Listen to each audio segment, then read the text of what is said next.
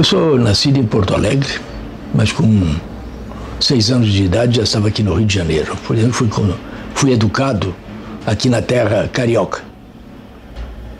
Minha mãe, minhas irmãs, era um ambiente doméstico em que vivi. Aprendi a ler e escrever com a minha própria mãe. Terminei o curso em 1915, como major aluno do Colégio Militar. Era o segundo, portanto, o primeiro era tenente-coronel e eu era major aluno. Do Colégio Militar passei diretamente para a escola. Nesse momento eu desejava ir para o comércio, qualquer meio de ganhar a vida, porque a vida doméstica da minha mãe passava dificuldades muito grandes, porque o soldo deixado por um capitão do exército era muito pequeno, né?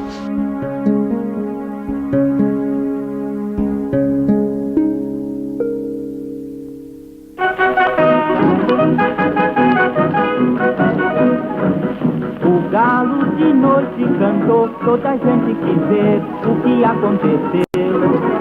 Nervoso o galinho respondeu, pá, pá, pá, pá, pá, pá, pá, a galinha morreu. Pá, pá, pá, pá, pá, pá, pá, pá, pá, pá, pá, pá, o galo tem saudade da galinha caritão. Pá, pá, pá, pá, pá, pá. O Brasil entra nos anos 20, ainda sob o impacto de suas primeiras greves gerais.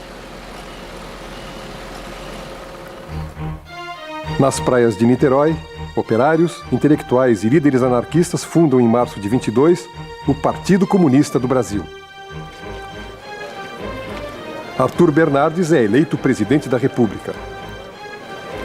As altas patentes do Exército dão suporte ao novo governo, mas inconformados, os tenentes lutam por reformas na Constituição. A crise marcha pelas ruas em ritmo acelerado. A insatisfação fermenta nos quartéis. Mas tudo está ligado à agonia da chamada República Oligárquica, onde a representação política era inteiramente falseada.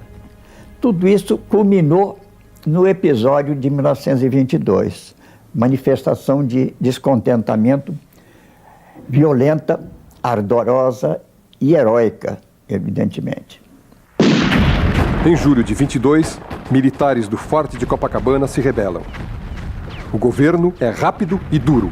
Manda bombardear o forte. Dos quase 300 rebeldes, 18 saem às ruas numa marcha suicida pela Avenida Atlântica.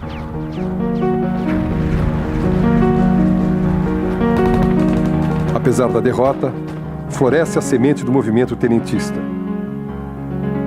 Um dos oficiais revoltosos não participou do levante de Copacabana. Luiz Carlos Prestes estava preso a uma cama com tifo.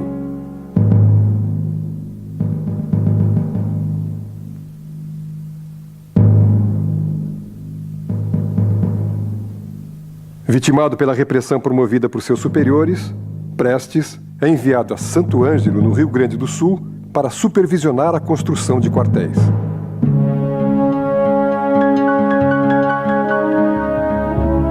Prestes era um homem de um prestígio militar extraordinário, por ter sido um aluno brilhante da escola militar, admiradíssimo por todos os seus contemporâneos, e capitão jovem. Prestes foi capitão com 20 e poucos anos, me parece que aos 23 anos, capitão de engenharia, oficial brilhante, com uma carreira brilhante. O comandante não desconfiava absolutamente de mim, porque eu era disciplinador terrível, era um Caxias, né? Dentro da unidade e disciplinado, de maneira que ele tinha inteira confiança em mim. Eu disse, aqui na companhia ninguém conspira. Eu somente terei ligações aí com os conspiradores e vou informando a vocês qual é o andamento do acontecimento, né? Pouco a pouco informarei, né? A conspiração tenentista não mais se resume às areias de Copacabana. 2 anos mais tarde, em 5 de julho de 1924, São Paulo se transforma na mais nova trincheira de luta contra o presidente Arthur Bernardes. Sob a liderança do comandante Miguel Costa, os revoltosos tomam a cidade, mas são rapidamente cercados pelos legalistas. São Paulo é castigada por fortes bombardeios.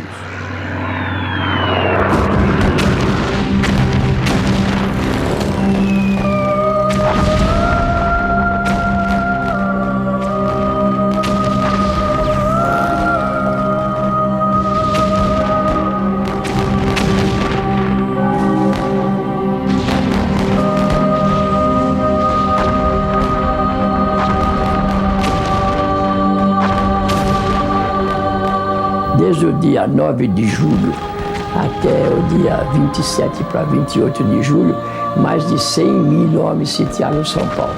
São Paulo parecia, à noite, quem olhasse dos morros, São Paulo parecia um bolo de aniversário cheio de velhinhas, que eram os incêndios de São Paulo, né? Então, na noite de 27 para 28, em virtude de ser impossível continuar resistindo aqui dentro, embora a população fosse favorável ao movimento, os revolucionários resolveram se retirar. E se retiraram tão calmamente, com uma retirada tão bonita, tão bem feita, que só no dia seguinte o governo ficou sabendo que a cidade estava vazia. Os paulistas perseguidos por tropas do governo marcham para o oeste do Paraná. São várias colunas de soldados amotinados. A coluna Fênix, a coluna Invicta, a coluna da Morte. No sul, o jovem capitão Prestes toma o quartel de Santo Ângelo e reúne mais de 1000 homens na coluna gaúcha, a coluna da Esperança, como o povo a apelidou. Seu destino nunca mais seria o mesmo.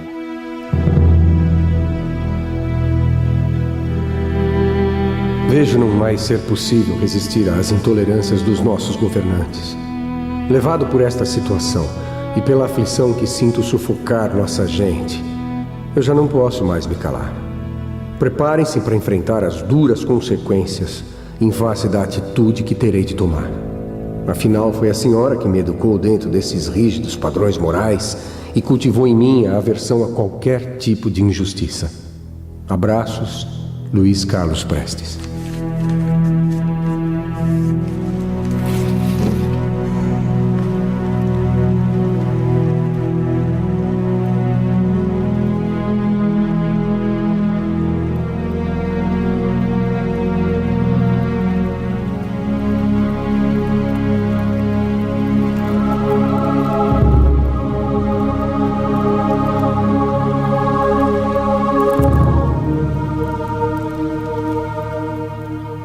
Depois de sucessivas derrotas em São Paulo, Miguel Costa estaciona suas tropas em Foz do Iguaçu. Prestes rompe o cerco no Rio Grande do Sul e se junta aos paulistas. Quando eu cheguei a Foz do Iguaçu, e só se falava, o único plano era retirar, abandonar o território nacional e passar para a Argentina. Aí eu me exaltei, né? Eu disse que não podia absolutamente aceitar, porque a minha coluna estava vitoriosa. Chegava lá vitoriosa para se unir com a coluna de São Paulo, né? E que não aceitava a derrota e passar para o estrangeiro nessas condições, porque eu não tinha nem como dirigir meus soldados vitoriosos e convidá-los para ir para o estrangeiro, né? Então o velho percebeu que, né, não era conveniente deixar gaúchos e paulistas separados. E fez como nós fazemos com um baralho, embaralhou todos, né? E constituiu uma nova organização da coluna, que ficou da seguinte forma organizada. Ele continuava como comandante em chefe, depois vinha um Estado-Maior. O Luiz Carlos Prestes era o chefe do Estado-Maior, o Juarez estava o subchefe, e 4 destacamentos comandados respectivamente por João Alberto, Siqueira Campos, Djalma Dutra e Cordeiro de Faria. Marchando, engrossaremos a coluna. A guerra no Brasil, qualquer que seja o terreno, é a guerra do movimento. Para nós, revolucionários, o movimento é a vitória. Quando a tropa estava marchando numa região em que não havia inimigo, eu, geral, organizava a vanguarda, a tropa saía toda, e eu ficava até a retaguarda. Deixava até a retaguarda organizada, para cobrir a cobertura da coluna, e depois, como eu tinha um passo muito largo, né, eu ia passando por toda a coluna, e eu falava com cada soldado, para que eu conhecia todos eles pelo nome, pelo apelido, etc. E isso me dava, e eu era uma espécie de juiz de paz, né? Todas as queixas, todas as dificuldades que cada um tinha, o que necessitava, era comigo que falavam, né? E o meu nome ficou na coluna, porque em qualquer lugar que chegavam, qualquer civil, morador, que vinha falar e reclamar ou pedir qualquer coisa, o soldado mandava, o coronel Prestes que vai, resolve. Então todo mundo ia procurar, o meu nome foi ficando por aí, e daí o nome com que a coluna ficou com o meu nome por isso, né?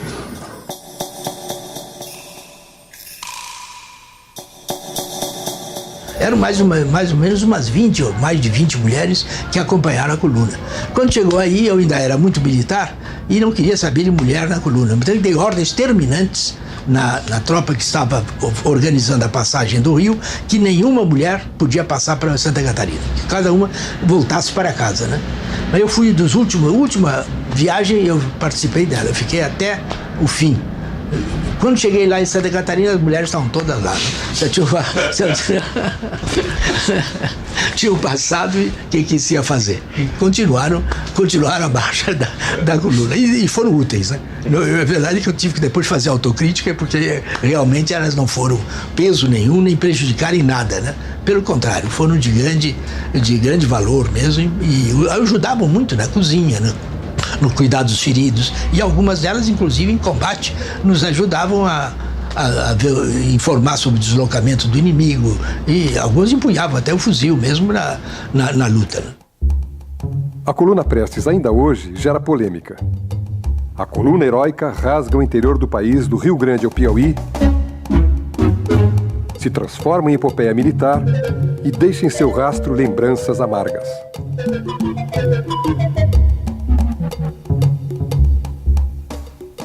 A coluna, por estratégia de sobrevivência, ela percorreu os lugares mais perdidos e mais inóspitos do Brasil, para ficar longe das estradas onde as tropas legalistas poderiam chegar, né?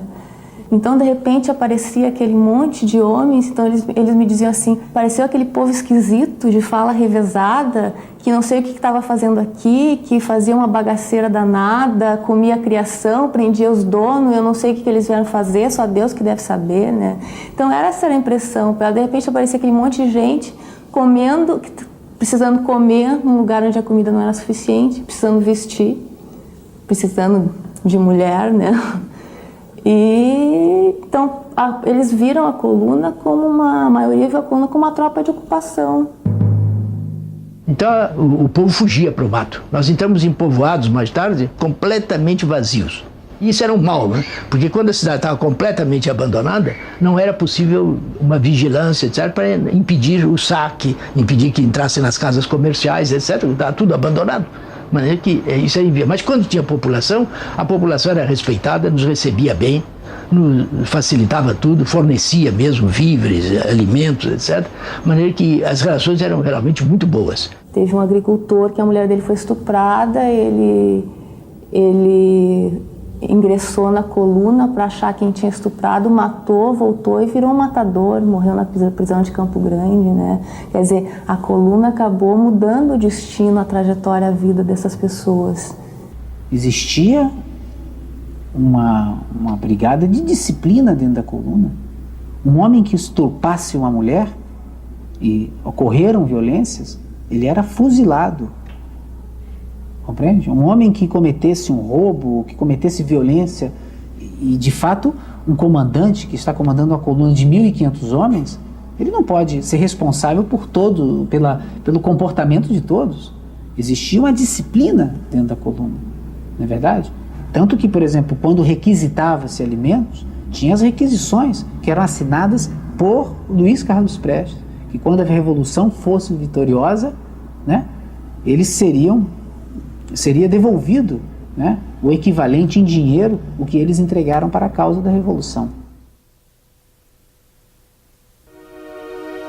1927.